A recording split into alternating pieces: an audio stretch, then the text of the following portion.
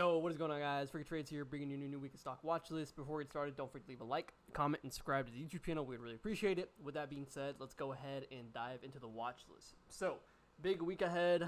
Surprisingly, we have not had any big news over the weekend, so that's why I am doing a watch list in the hopes that nothing crazy is going to happen over the weekend, going from right now going into tomorrow morning, and things just stay where they're at because we have a couple good setups, so it just depends on where the market's going to open up tomorrow as of now. So as far as this week goes, excuse me, we obviously have the Faang week. We have the biggest tech companies reporting, so we have Microsoft, Amazon, Meta, Google, SanDisk even now, Apple. We have a bunch of tech companies reporting this week that the entire market will be waiting on. Obviously, we saw Intel report last week, and that lead the market to crazy all-time highs, with leading a lot of the biggest chip companies right now, like AMD, MU, SanDisk was one of them.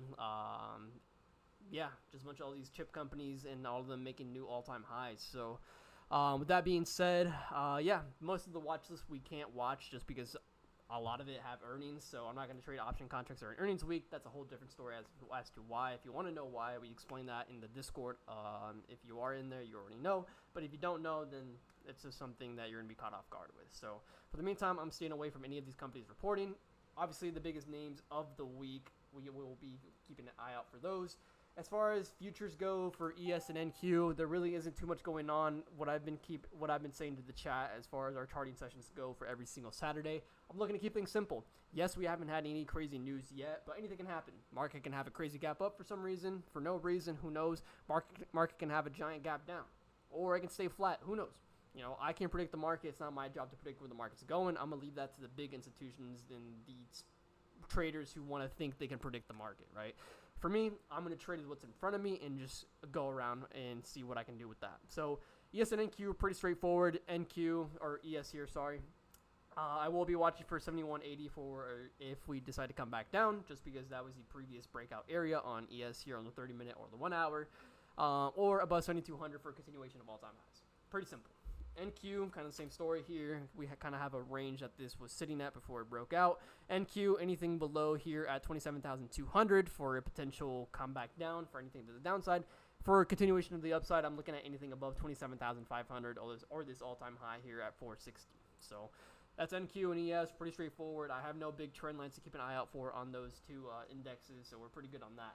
Now, as far as the watch list goes, AMD is the first one I want to talk about. AMD, new all-time highs because of Intel, you can see here.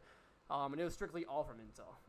If it wasn't for Intel reporting well, I'm sure we would see a lot of these stocks have a pretty major gap down. So for the meantime, AMD, I'm just watching the all-time high.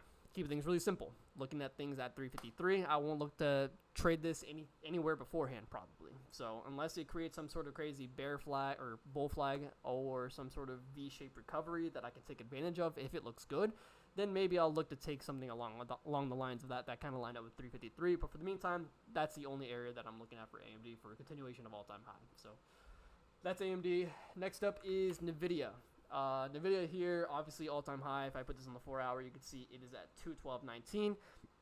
There are two trades you can look to take on this. You can look to take the high at 211, depending on where this opens up at tomorrow morning or at some point throughout the week. 211 doesn't look bad going into 212. That is a dollar move on NVIDIA. That is a lot for the stock for NVIDIA as its own. NVIDIA is one of the largest market cap companies on the stock market as of right now. It has been past Apple. It's been past Apple. Apple was the second largest, and it's been past Apple for a while now. So NVIDIA here, two trades. You can look to take it at 210 or 211, my bad, into 212. That's one of the riskier ones. Me personally, I'm looking to take this at around 212, where the all-time high is currently sitting at, and I will be looking to take it at around there, going into maybe 212.50 into 213, and seeing how we go about it from there with momentum and volume. So that's NVIDIA, pretty straightforward, pretty simple. And last but not least is MU. This is probably one of my favorite stocks as of this whole year. It's probably my most profitable one as well, actually. So MU here, pretty straightforward as well. Not looking to take any downside on it, just upside on this. If we happen to have any downside, we'll talk about that in the Discord with stock hours tomorrow morning. For the rest of you guys, if you aren't in the Discord, then you won't get the rundown, right? So, but yeah, As far as MU goes, I will just be looking at the all-time high at 507. We created a double top at around that area, so I'll be looking to take that into maybe 510. MU tends to have some crazy breakouts at times, so I'm going to have to wait and see what the breakout is like there if we happen to get close to there tomorrow morning or at some point this week. So, but yeah, that's about it for the watch list, though, guys. I hope you guys enjoyed it. Pretty straightforward and simple. Thankfully, there has not been any major news yet about the Strait, about Donald Trump, about Iran. There's been nothing crazy that could affect the market in a significant swing. So hopefully things stay where they're at and we get some sort of movement tomorrow morning. So with that being said, hope you guys enjoyed the watch list. Before you go, though, don't forget to leave a like, comment, subscribe to the YouTube channel. We'd really appreciate that. And with that being said, hope you guys have a fantastic rest of your weekend and have a fantastic week. Peace out.